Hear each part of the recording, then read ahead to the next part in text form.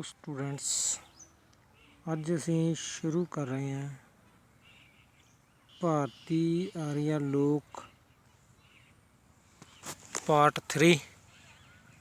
इस तो पहले असी 2 पार्ट है जोड़े कंप्लीट किए थे भारती आर्या लोक के।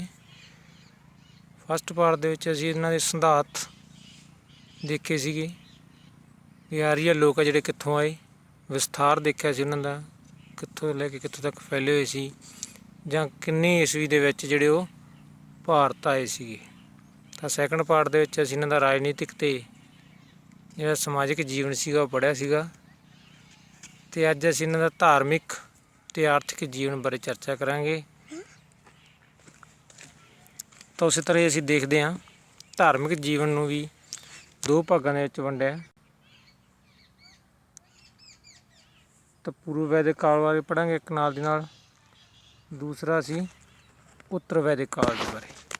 पूर्व वैदिक काल सीगा तुहाडी जानकारी वास्ते दस दईए कि जिहड़ा 1500 तो लैके 1000 BC का समा से उन्होंने पूर्व वैदिक काल आख्या जांदा सी। तो उत्तर वैदिक काल सीगा जिहड़ा 1000 तो लैके 600 BC तक का जिहड़ा समा सीगा उन्होंने उत्तर वैदिक काल आख्या। दोवें नाल नाल पढ़ांगे असीं। तो सब तो पहला पूर्व वैदिक काल दे विच असीं देखदे हां कुदरत की पूजा किहड़े ढंग नाल हुंदी सी। ਤਾਂ ਕੁਦਰਤੀ ਸ਼ਕਤੀਆਂ ਨੂੰ ਦੇਵਤਾ ਮੰਨ ਕੇ ਲੋਕ ਜਿਹੜੀ ਇਹਦੀ ਪੂਜਾ ਕਰਿਆ ਕਰਦੇ ਸੀ। ਉਦੋਂ ਦੇਵੀਆਂ ਦੀ ਗਿਣਤੀ ਬਹੁਤ ਘੱਟ ਸੀ। ਰਿਗਵੇਦ ਵਿੱਚ 33 ਦੇਵਤਿਆਂ ਦਾ ਵਰਣਨ ਜਿਹੜਾ ਉਹ ਕੀਤਾ ਗਿਆ ਆਰੀਆਂ ਵੱਲੋਂ। ਤਾਂ ਵਰੁਣ ਸੀ ਜਿਹੜਾ ਸਭ ਤੋਂ ਪ੍ਰਸਿੱਧ ਸੀਗਾ। ਤਾਂ ਸੰਸਾਰ ਦੇ ਸਾਰੇ ਜਿਹੜੇ ਉਹ ਭੇਤ ਤੋਂ ਜਾਣਦਾ ਸੀਗਾ। ਆਕਾਸ਼ ਦਾ ਦੇਵਤਾ ਆਖਿਆ ਜਾਂਦਾ ਸੀ ਵਰੁਣ ਨੂੰ। ਪਾਪੀਆਂ ਨੂੰ ਸਜ਼ਾ ਵੀ ਦਿੰਦਾ ਸੀ। ਦੂਸਰਾ ਮੇਨ ਦੇਵਤਾ ਸੀ ਜਿਹੜਾ ਉਹ ਇਹਨਾਂ ਦਾ ਇੰਦਰ ਸੀਗਾ। इंद्र के 250 जोड़े मंत्र और ऋग्वेद है तो इनू वर्खा तो युद्ध का देवता मन्ना जाता सी। अग्नि देवता भी 3rd नंबर पर इन्हों का तो विआह संस्कार नाल संबंधित सीगा। इस तो इलावा जोड़े रुद्र सीगा, सूरज सीगा, यम ते होर देवते सी। इस तो इलावा जिहड़ियां देवतियां जां देवियां सीगियां जिहड़ियां उन्हां दे विच्चों ऊषा, रात्रि ते पृथ्वी, ये 3 देवियां सी जिहड़ियां प्रसिद्ध सी। तो दूसरे पासे देखते हैं असीं उत्तर वैदिक काल दे विच जिहड़े देवते सीगे। तो जिहड़े पूर्व वैदिक काल वाले देवते सी इन्हां दी महत्ता घट गई सी उस समय। ते इन्हां थां ते नवें देवते ब्रह्मा, विष्णु ते शिव, तीन नवें इन्हां नूं त्रैवैद भी आख्या जांदा सी। त्रैवैद दा सिद्धांत प्रचलित होया सी। 3 देवते सी ब्रह्मा, विष्णु ते शिव। ब्रह्मा सीगा वो सब तो उच्चा देवता सी जिन्होंने संसार का रचनहारा मन्निया जांदा सी, संसार की रचना करने वाला। दूजा विष्णु सी जिहड़ा संसार का पालनहार सी, जिहड़ा संसार नूं चलाउंदा सीगा तां उहनूं विष्णु मन्निया जांदा सी। ते जिहड़ा 3rd सीगा शिव वो संसार का नाश करने वाला सीगा। तो इस तो इलावा जिहड़ी काली सी दुर्गा, पार्वती माता की जिहड़ी वो पूजा भी कीती जांदी सीगी। तां नैक्सट देखदे असीं पूजा का ढंग। पूर्व वैदिक काल दे विच यज्ञ कीते जांदे सीगे। उदों अग बाल के उस विच घ्यो, दुध, चौल जां सोमरस पाया जांदा सी। सोमरस मतलब उस समय जिहड़ी शराब सी वो पाई जांदी सी। तां जानवरां दी बलि भी दित्ती जांदी सी। जग कई किस्मां दे हुंदे सीगे। छोटे जग परिवार पੱਧਰ ते वड्डे जग सीगे जिहड़े वो अमीर लोग करिया करदे सी। तां दूसरे पासे देखदे असीं धर्म विच गुंझलता आ गई उत्तर वैदिक काल दे विच। तां हर व्यक्ति लई जन्म तो लैके मौत तक सी जिहड़े 40 संस्कारां दे जरूरी सीगे। 40 पार्टां दे विच उहनूं लंघना पैंदा सीगा। तां जिहदे विच ब्राह्मणां दी जिहड़े ब्राह्मण सीगे उहनां दी प्रधानता वध गई सी। ब्राह्मण दा शामिल होना हरेक संस्कार दे विच जरूरी मन्निया जांदा सीगा। तां इस तो इलावा होर नवें विश्वास पैदा होए उदों तप ते ज़्यादा जोर दित्ता जांदा सीगा। तप ते ज़्यादा जोर दित्ता जांदा सी, जिवें आवागौण मुक्ति जां कर्म दा सिद्धांत जिहड़ा उस समय प्रचलित हो गया सीगा। जादू टूणिया भूत प्रेतां विच विश्वास सी जिहड़ा वो वध गया सीगा। तो इस तरह असीं देखा धार्मिक जीवन दे विच कुदरत की पूजा जिहड़ा पूर्व वैदिक काल दे विच वरुण, इंद्र ते अग्नि मेन देवते सी। दूजे पासे उत्तर वैदिक काल दे विच इन्हां देवतां दी महत्ता सी जिहड़ी वो घट गई सी। इन्हां थां ते ब्रह्मण, विष्णु ते शिव आ गए सी। इन्हूं त्रैवेद भी आख्या जांदा। शॉर्ट क्वेश्चन भी आ सकदा त्रैवेद तो की भाव है जां किहड़े-किहड़े देवते सी त्रैवेद विच। तां ओह सी ब्रह्मण, विष्णु ते शिव। फिर पूजा का ढंग ਜਾਂ ਇੱਧਰ ਜਿਹੜੀ ਗੁੰਝਲਤਾ ਆ ਗਈ 40 ਸੰਸਕਾਰ ਕਰਨੇ ਪੈਂਦੇ ਸੀ ਅਤੇ ਇਸ ਤਰ੍ਹਾਂ। ਤਾਂ ਨੈਕਸਟ ਅਸੀਂ ਦੇਖਦੇ ਹਾਂ ਇਹਨਾਂ ਦਾ ਆਰਥਿਕ ਜੀਵਨ। ਆਰਥਿਕ ਜੀਵਨ ਨੂੰ ਵੀ ਉਸੇ ਤਰ੍ਹਾਂ ਹੀ ਅਸੀਂ ਦੇਖਾਂਗੇ। ਪੂਰਵ ਵੈਦਿਕ ਕਾਲ ਅਤੇ ਉੱਤਰ ਵੈਦਿਕ ਕਾਲ ਦੇ ਵਿੱਚ। ਤਾਂ ਇਹਦੇ ਵਿੱਚ ਖੇਤੀਬਾੜੀ ਪੂਰਵ ਵੈਦਿਕ ਕਾਲ ਦੇ ਵਿੱਚ ਦੇਖਦੇ ਹਾਂ ਅਸੀਂ ਸਭ ਤੋਂ ਪਹਿਲਾਂ ਖੇਤੀਬਾੜੀ ਮੁੱਖ ਧੰਦਾ ਸੀ ਜਿਹੜਾ ਆਰੀਅਨ ਲੋਕਾਂ ਦਾ, ਉਹ ਸੀ ਖੇਤੀਬਾੜੀ। ਕਣਕ, ਜੌਂ, ਚਾਵਲ ਜਿਹੜੀਆਂ ਇਹਨਾਂ ਦੀਆਂ ਮੁੱਖ ਫਸਲਾਂ ਸੀਗੀਆਂ ਉਸ ਸਮੇਂ ਦੀਆਂ। ਤਾਂ ਉੱਤਰ ਵੈਦਿਕ ਕਾਲ ਦੇ ਵਿੱਚ ਵੀ ਅਸੀਂ ਦੇਖਦੇ ਹਾਂ ਜਿਹੜਾ ਵੈਦਿਕ ਕਾਲ ਵਾਲਾ ਸੀਗਾ, ਹਲ ਵੱਡੇ ਹੋ ਗਏ ਸੀਗੇ ਜਿਹੜੇ ਉਦੋਂ ਹਲ ਛੋਟੇ ਸੀਗੇ। ਉੱਤਰ ਵੈਦਿਕ ਕਾਲ ਦੇ ਵਿੱਚ ਆਉਂਦੇ ਆਉਂਦੇ ਮਤਲਬ ਕਿ ਥੋੜ੍ਹੀ ਤਰੱਕੀ ਕਰ ਲਈ ਸੀ, ਹਲ ਵੱਡੇ ਹੋ ਗਏ ਸੀ। 24 ਬੈਲ ਇੱਕੋ ਸਮੇਂ ਜੁੜੇ ਜਾ ਸਕਦੇ ਸੀ। ਐਡਾ ਵੱਡੇ ਹਲ ਜਿਹੜੇ ਤਿਆਰ ਕੀਤੇ ਸੀ ਉਹਨਾਂ ਨੇ 24 ਬੈਲ 12 ਬੈਲਾਂ ਦੀਆਂ ਜੋੜੀਆਂ ਇੱਕੋ ਵਾਰੀ ਜੁੜੇ ਜਾ ਸਕਦੇ ਸੀ। ਤਾਂ ਉਹਨਾਂ ਦੀਆਂ ਵੀ ਮੁੱਖ ਫਸਲਾਂ ਕਣਕ, ਜੌਂ ਅਤੇ ਚਾਵਲ ਹੀ ਹੋਇਆ ਕਰਦੀਆਂ ਸੀ। ਸੈਕਿੰਡ ਪੁਆਇੰਟ ਹੈ ਜੀ ਪਸ਼ੂ ਪਾਲਣ। ਆਰੀਅਨ ਦਾ ਜਿਹੜਾ ਦੂਜਾ ਧੰਦਾ ਸੀਗਾ ਉਹ ਸੀਗਾ ਪਸ਼ੂ ਪਾਲਣ ਪੂਰਵ ਵੈਦਿਕ ਕਾਲ ਦੇ ਵਿੱਚ। ਉੱਤਰ ਵੈਦਿਕ ਕਾਲ ਦੇ ਵਿੱਚ ਵੀ ਪਸ਼ੂ ਪਾਲਣ ਹੀ ਰਿਹਾ ਹੋਊ। ਤਾਂ ਦੂਜਾ ਮੁੱਖ ਧੰਦਾ ਜਿਹੜਾ ਪਸ਼ੂ ਪਾਲਣ ਸੀਗਾ, ਜਿਹਦੇ ਵਿੱਚ ਭੇਡਾਂ ਪਾਲਦੇ ਸੀ, ਬੱਕਰੀਆਂ ਹੋ ਗਈਆਂ, ਗਈਆਂ ਹੋ ਗਈਆਂ ਜਾਂ ਕੁੱਤੇ ਪਾਲੇ ਜਾਂਦੇ ਸੀ। ਗਾਂ ਨੂੰ ਜਿਹੜਾ ਪਵਿੱਤਰ ਮੰਨਿਆ ਜਾਂਦਾ ਸੀ ਉਸ ਸਮੇਂ। ਜਿਸ ਕੋਲ ਜਿੰਨੇ ਜ਼ਿਆਦਾ ਪਸ਼ੂ ਸੀਗੇ ਤਾਂ ਉਹ ਉਨਾ ਹੀ ਅਮੀਰ ਸਮਝਿਆ। ਮੰਨ ਲਓ ਵੀ ਜਿਸ ਕੋਲ ਜਿੰਨੇ ਵੱਧ ਪਸ਼ੂ ਹੋਣਗੇ ਜਿਸ ਦੇ ਘਰੇ ਆਰੀਅਨ ਦੇ ਪੂਰਵ ਵੈਦਿਕ ਕਾਲ ਦੇ ਵਿੱਚ, ਤਾਂ ਉਹ ਵਿਅਕਤੀ ਉਨਾ ਅਮੀਰੀ ਦਾ ਅੰਦਾਜ਼ਾ ਉਹਨਾਂ ਦੇ ਪਸ਼ੂਆਂ ਤੋਂ ਲਾਇਆ ਜਾਂਦਾ ਸੀ ਉਸ ਸਮੇਂ। ਤਾਂ ਉੱਤਰ ਵੈਦਿਕ ਕਾਲ ਦੇ ਵਿੱਚ ਵੀ ਗਾਂ ਦੀ ਪੂਜਾ ਸੀ ਜਿਹੜੀ ਉਹ ਵੱਧ ਗਈ ਸੀਗੀ। ਗਾਂ ਦੀ ਹੱਤਿਆ ਕਰਨ ਵਾਲੇ ਨੂੰ ਮੌਤ ਦੀ ਸਜ਼ਾ ਦਿੱਤੀ ਜਾਂਦੀ ਸੀਗੀ ਉੱਤਰ ਵੈਦਿਕ ਕਾਲ ਦੇ ਵਿੱਚ। ਥਰਡ ਪੁਆਇੰਟ ਹੈਗਾ ਜੀ ਇਹਨਾਂ ਦਾ ਵਪਾਰ। ਵਪਾਰ ਸੀਗਾ ਜਿਹੜਾ ਉਸ ਸਮੇਂ ਚੀਜ਼ਾਂ ਦੀ ਅਦਲਾ ਬਦਲੀ ਨਾਲ, ਬਾਰਟਰ ਸਿਸਟਮ ਵੀ ਆਖਿਆ ਜਾਂਦਾ। ਅਦਲਾ ਬਦਲੀ ਵੀ, ਇੱਕ ਚੀਜ਼ ਕਿਸੇ ਨੂੰ ਦੇਤੀ ਉਹਦੇ ਬਦਲੇ ਦੂਜੀ ਚੀਜ਼ ਸੀ ਜਿਹੜੀ ਉਹ ਲੈ ਲਈ ਜਾਂਦੀ ਸੀ। ਤਾਂ ਵਸਤੂ ਦੀ ਜਿਹੜੀ ਕੀਮਤ ਸੀਗੀ ਉਹ ਗਊ ਜਾਂ ਗਾਂ ਦੇ ਕੇ ਜਿਹੜੀ ਚੁਕਾਈ ਜਾ ਸਕਦੀ ਸੀਗੀ। ਅਤੇ ਇੱਕ ਸਿੱਕਾ ਵੀ ਸੀ ਉਸ ਸਮੇਂ ਪ੍ਰਸਿੱਧ ਸੀ ਸਿੱਕਾ, ਨਿਸਕ ਨਾਂ ਦਾ ਸਿੱਕਾ। ਵੈਰੀ ਇੰਪੋਰਟੈਂਟ ਹੈ ਵੀ ਕਿਹੜਾ ਸਿੱਕਾ ਸੀਗਾ ਉਸ ਸਮੇਂ ਆਰੀਅਨ ਦੇ ਸਮੇਂ, ਤਾਂ ਉਹ ਹੈਗਾ ਨਿਸਿਕ। ਤਾਂ ਉੱਤਰ ਵੈਦਿਕ ਕਾਲ ਦੇ ਵਿੱਚ ਵੇਖਦੇ ਆਪਾਂ ਵਪਾਰ। ਪ੍ਰਸਿੱਧ ਵਪਾਰਕ ਕੇਂਦਰ ਸੀਗੇ ਜਿਹੜੇ ਕਾਂਸੀ ਸੀ, ਕੋਸਾਂਬੀ ਸੀ ਅਤੇ ਵਿਦੇਸ਼ ਸੀ। ਢੋਆ ਢੁਆਈ ਲਈ ਉਹੀ ਬੈਲਾਂ ਦੀ ਵਰਤੋਂ ਕੀਤੀ ਜਾਂਦੀ ਸੀ। ਉੱਤਰ ਵੈਦਿਕ ਕਾਲ ਦੇ ਵਿੱਚ ਵੀ ਸਿੱਕਾ ਸੀ, ਨਿਸਕ ਤਾਂ ਸੀ ਪਹਿਲਾਂ ਤੋਂ ਹੀ। ਤਾਂ ਇਸ ਤੋਂ ਇਲਾਵਾ ਦੋ ਸਿੱਕੇ ਹੋਰ ਆ ਗਏ ਸੀ, ਸਤਮਾਨ ਅਤੇ ਕ੍ਰਿਸ਼ਮਾਨ। ਇਹ ਦੋ ਸਿੱਕੇ ਸੀ ਜਿਹੜੇ ਇਹ ਨਵੇਂ ਸੀ, ਸਤਮਾਨ ਅਤੇ ਕ੍ਰਿਸ਼ਮਾਨ। ਹੁਣ ਪ੍ਰਸ਼ਨ ਇਹ ਆ ਸਕਦਾ ਵੀ ਸਤਮਾਨ ਅਤੇ ਕ੍ਰਿਸ਼ਮਾਨ ਕਿਸ ਸਮੇਂ ਦੇ ਸਿੱਕੇ ਸੀਗੇ, ਅਤੇ ਉੱਤਰ ਵੈਦਿਕ ਕਾਲ ਦੇ ਵਿੱਚ। ਅਤੇ ਨਿਸਕ ਸੀਗਾ ਜਿਹੜਾ ਪੂਰਵ ਵੈਦਿਕ ਕਾਲ ਦਾ ਸੀ। ਤਾਂ ਇਸ ਤੋਂ ਇਲਾਵਾ ਹੋਰ ਬਹੁਤ ਸਾਰੇ ਧੰਦੇ ਜਿਹੜੇ ਕਰਦੇ ਸੀ ਉਹ ਕੱਪੜਾ ਬਣਾਉਣਾ, ਹਲ, ਰੱਥ, ਝਗੜੇ ਬਣਾਉਣਾ, ਕਿਸ਼ਤੀਆਂ, ਗਹਿਣੇ ਬਣਾਉਣਾ ਆਦਿ। ਤਾਂ ਉੱਤਰ ਵੈਦਿਕ ਕਾਲ ਦੇ ਵਿੱਚ ਵੀ ਧਾਤਾਂ ਦੀ ਵਰਤੋਂ ਹੋਣ ਲਈ ਸੋਨਾ ਸੀ, ਚਾਂਦੀ, ਤਾਂਬਾ, ਲੋਹਾ, ਇਹਦੇ ਨਾਲ ਸੰਬੰਧਿਤ ਸੀ ਜਿਹੜੇ ਚੀਜ਼ਾਂ ਬਣਾਈਆਂ ਜਾਂਦੀਆਂ ਸੀ ਗਹਿਣੇ।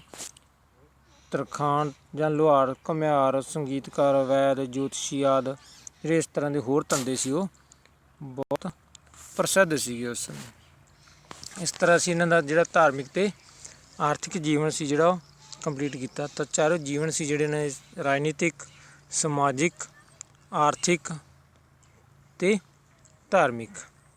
ਤਾਂ ਹੁਣ ਅਸੀਂ ਅੱਗੇ ਦੇਖਦੇ ਇਹਨਾਂ ਦੀ ਦੇਣ ਕੀ ਆਰੀਆ ਦੀ ਸਮਾਜ ਨੂੰ ਦੇਣ ਕੀ ਆ। ਤਾਂ ਸਭ ਤੋਂ ਪਹਿਲਾਂ ਅਸੀਂ ਦੇਖਾਂਗੇ ਰਾਜਨੀਤਿਕ ਖੇਤਰ ਦੇ ਵਿੱਚ ਆਰੀਆ ਨੇ ਕੀ ਦਿੱਤਾ।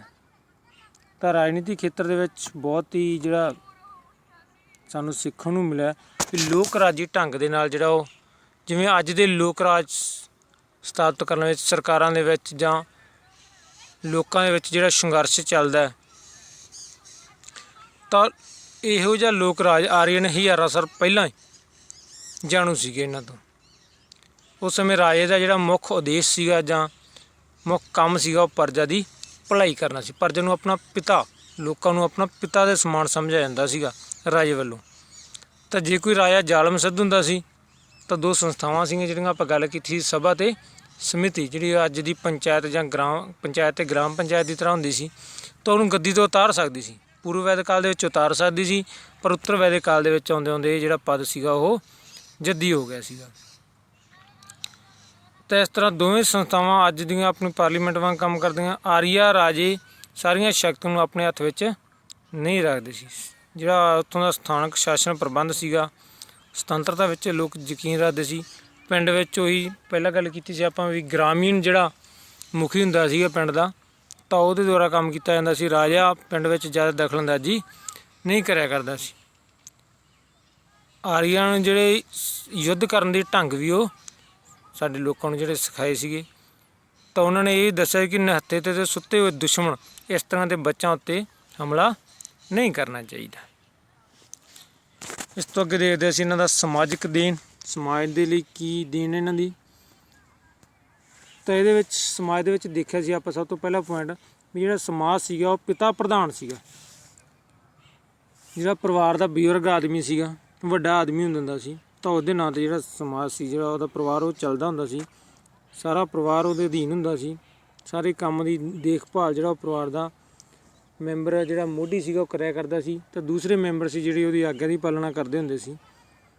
ਇਸ ਤਰ੍ਹਾਂ ਜਿਹੜਾ ਦੇਖਿਆ ਸੀ ਆਰੀਆ ਦੇ ਵਿੱਚ ਬਜ਼ੁਰਗਾਂ ਮਿਲ ਕੇ ਜਿਹੜਾ ਸਾਂਝੇ ਤੌਰ 'ਤੇ ਜਿਹੜੇ ਉਹ ਕੰਮ ਕਰਿਆ ਕਰਦੇ ਸੀਗੇ। ਪਰਿਵਾਰ ਦੇ ਵਿੱਚ ਰਹਿਣਾ ਜਿਹੜਾ ਸਿਖਾਇਆ, ਬਜ਼ੁਰਗਾਂ ਦਾ ਸਨਮਾਨ ਕਰਨਾ ਸਿਖਾਇਆ ਆਰੀਆ ਨੇ।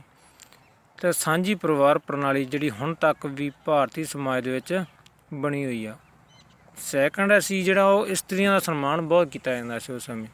ਇਸਤਰੀ ਨੂੰ ਮਰਦਾਂ ਦੇ ਪੈਰ ਦੀ ਜੁੱਤੀ ਨਹੀਂ ਸਮਝਿਆ ਜਾਂਦਾ ਸੀ, ਇਸਤਰੀ ਨੂੰ ਬਰਾਬਰ ਦੀ ਭਾਗੀਦਾਰੀ ਸਮਝਿਆ ਜਾਂਦਾ ਸੀਗਾ। ਇਸਤਰੀਆਂ ਨੂੰ ਪੁਰਸ਼ਾਂ ਦੇ ਸਮਾਨ ਜਿਹੜਾ ਅਧਿਕਾਰ ਮਿਲਦੇ ਸੀਗੇ। ਇਸਤਰੀਆਂ ਨੂੰ ਵੱਧ ਤੋਂ ਵੱਧ ਜਿਹੜੀ ਉਸ ਸਮੇਂ ਸਿੱਖਿਆ ਦੇਣੀ ਚਾਹੀਦੀ ਸੀ, ਉਹ ਦਿੱਤੀ, ਉਹਨਾਂ ਨੇ ਸਿੱਖਿਆ ਦਿੰਦੇ ਸੀਗੇ। ਤਾਂ ਅੱਜ ਦੀਆਂ ਜਿਹੜੀਆਂ ਸਮਾਜਿਕ ਬੁਰਾਈਆਂ ਸੀ, ਜਿਵੇਂ ਬਾਲ ਵਿਆਹ ਹੋ ਗਿਆ, ਸਤੀ ਪ੍ਰਥਾ ਹੋ ਗਈ, ਪਰਦਾ ਪ੍ਰਥਾ ਹੋ ਗਈ, ਇਹਨਾਂ ਵਿੱਚ ਜਿਹੜਾ ਆਰੀਆ ਦਾ ਵਿਸ਼ਵਾਸ ਉਹ ਨਹੀਂ ਸੀਗਾ। ਤਾਂ ਆਰੀਆ ਲੋਕ ਸੀ ਜਿਹੜੇ ਉਹ ਮਹਿਮਾਨਾਂ ਦੀ ਵੱਧ ਤੋਂ ਵੱਧ ਇੱਜ਼ਤ ਉਹ ਕਰਿਆ ਕਰਦੇ ਸੀ। ਤਾਂ ਨੈਕਸਟ ਦੇਖਦੇ ਅਸੀਂ ਇਹਨਾਂ ਦਾ ਧਾਰਮਿਕ ਦੇਣ ਸੀ ਜਿਹੜੀ ਸਾਡੇ ਭਾਰਤੀ ਲੋਕਾਂ ਨੂੰ।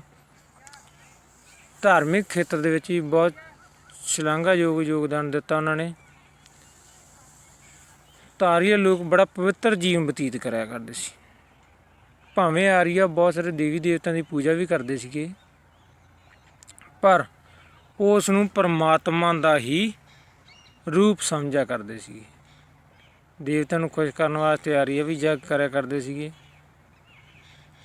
ਜਿਹੜੇ ਧਾਰਮਿਕ ਰਸਮਾਂ ਜਿੰਨੀਆਂ ਵੀ ਹੁੰਦੀਆਂ ਸੀ, ਉਹ ਪਰਿਵਾਰ ਦਾ ਜਿਹੜਾ ਬਜ਼ੁਰਗ ਆਦਮੀ ਸੀ, ਜਿਹੜਾ ਮੋਢੀ ਹੋਇਆ ਕਰਦਾ ਸੀ, ਜਿਹਨੂੰ ਕੁਲਪਤੀ ਕਿਹਾ ਜਾਂਦਾ ਸੀ ਜਾਂ ਗ੍ਰਹਿਪਤੀ ਕਿਹਾ ਜਾਂਦਾ ਸੀ, ਉਸ ਦੁਆਰਾ ਪੂਰੀਆਂ ਕੀਤੀਆਂ ਜਾਂਦੀਆਂ ਸੀ। ਇਸਤਰੀਆਂ ਵੀ ਉਹਨਾਂ ਰਸਮਾਂ ਦੇ ਵਿੱਚ ਜਿਹੜਾ ਵੱਧ ਚੜ੍ਹ ਕੇ ਹਿੱਸਾ ਲਿਆ ਕਰਦੀਆਂ ਸੀ। ਅਤੇ ਇਸਤਰੀਆਂ ਦੇ ਸਹਿਯੋਗ ਤੋਂ ਬਿਨਾਂ ਇਹਨਾਂ ਨੂੰ ਪੂਰਾ ਨਹੀਂ ਸਮਝਿਆ ਜਾਂਦਾ ਸੀਗਾ, ਅਧੂਰਾ ਮੰਨਿਆ ਜਾਂਦਾ ਸੀ। ਇੱਕ ਆਰੀਆ ਲੋਕ ਸੀ ਜਿਹੜੇ ਗਰੀਬਾਂ ਅਤੇ ਦੁਖੀਆਂ ਦੀ ਬਹੁਤ ਜ਼ਿਆਦਾ ਸੇਵਾ ਕਰਦੇ ਸੀਗੇ। ਉਹਨਾਂ ਨੂੰ ਆਪਣਾ ਪਹਿਲਾ ਫਰਜ਼ ਮੰਨਿਆ ਉਹਨਾਂ ਨੇ ਗਰੀਬਾਂ ਅਤੇ ਦੁਖੀਆਂ ਦੀ ਸੇਵਾ ਕਰਨਾ, ਅਤੇ ਧਰਮ ਸੰਬੰਧੀ ਉੱਚੇ ਆਦਰਸ਼ ਸੀ ਉਹਨਾਂ ਦੇ। ਤਾਂ ਆਰੀਆ ਆਵਾਗਾਉਣ ਅਤੇ ਮੁਕਤੀ ਦੇ ਕਰਮ ਸਿਧਾਂਤਾਂ ਵਿੱਚ ਵਿਸ਼ਵਾਸ ਰੱਖਦੇ ਸੀ। ਇਹ ਸਿਧਾਂਤ ਅੱਜ ਵੀ ਸਾਡੇ ਹਿੰਦੂ ਸਮਾਜ ਦੇ ਵਿੱਚ ਜਿਹੜੇ ਪ੍ਰਚਲਿਤ ਹੈ। ਤਾਂ ਆਰੀਆ ਦੁਆਰਾ ਜਿਹੜੇ ਪੂਜੇ ਜਾਣ ਵਾਲੇ ਦੇਵੀ ਦੇਵਤਿਆਂ ਦੀ ਪੂਜਾ ਅੱਜ ਭਾਰਤੀ ਸਮਾਜ ਵਿੱਚ ਕੀਤੀ ਜਾਂਦੀ ਹੈ। ਨੈਕਸਟ ਹੈ ਸੰਸਕ੍ਰਿਤਿਕ ਦੇਣ। ਸੰਸਕ੍ਰਿਤੀ ਦੇ ਵਿੱਚ ਵੀ ਇਹਨਾਂ ਨੇ ਗਿਆਨ ਦਾ ਭੰਡਾਰ ਸੀਗਾ।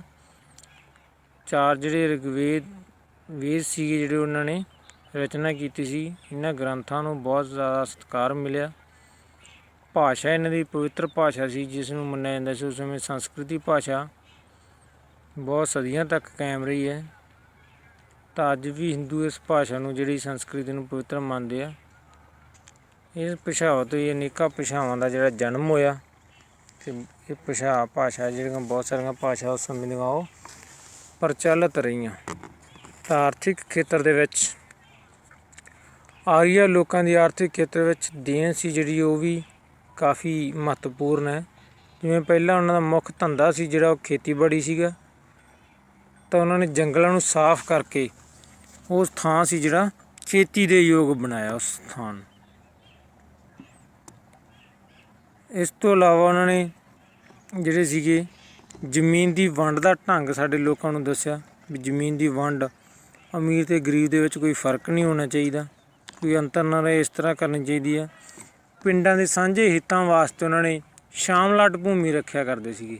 ਜਿਵੇਂ ਅੱਜ ਵੀ ਪਿੰਡਾਂ ਦੇ ਵਿੱਚ ਜਿਹੜੀ ਸਾਂਝੀ ਪੰਚਾਇਤੀ ਜ਼ਮੀਨ ਹੁੰਦੀ ਹੈ ਸ਼ਾਮਲਾਟ ਕੇ ਆਖਿਆ ਜਾਂਦਾ, ਤਾਂ ਉਸ ਸਮੇਂ ਵੀ ਸੀ। ਉੱਥੋਂ ਹੀ ਸਾਡੇ ਜਿਹੜੇ ਭਾਰਤੀ ਲੋਕਾਂ ਨੇ ਲਏ ਵੀ ਜੇਕਰ ਸਾਂਝੇ ਹਿੱਤਾਂ ਵਾਸਤੇ ਪਿੰਡ ਦੇ ਵਾਸਤੇ ਆਰਥਿਕ ਤੌਰ 'ਤੇ ਜਿਹੜੇ ਪੈਸੇ ਦੀ ਲੋੜ ਨੂੰ ਪੂਰਾ ਕਰਨ ਵਾਸਤੇ ਸੀ, ਜਿਹੜਾ ਉਹ ਸ਼ਾਮਲਾਟ ਭੂਮੀ ਤੋਂ ਪੈਦਾ ਪੂਰੀ ਕੀਤੀ ਜਾਂਦੀ ਸੀ।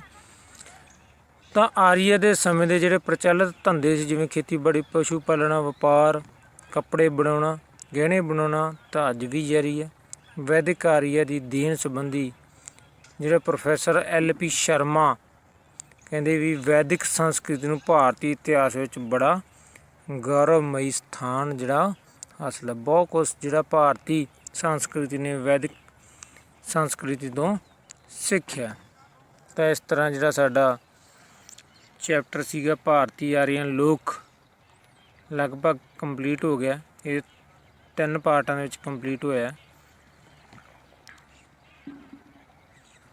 Thanks, have A nice day.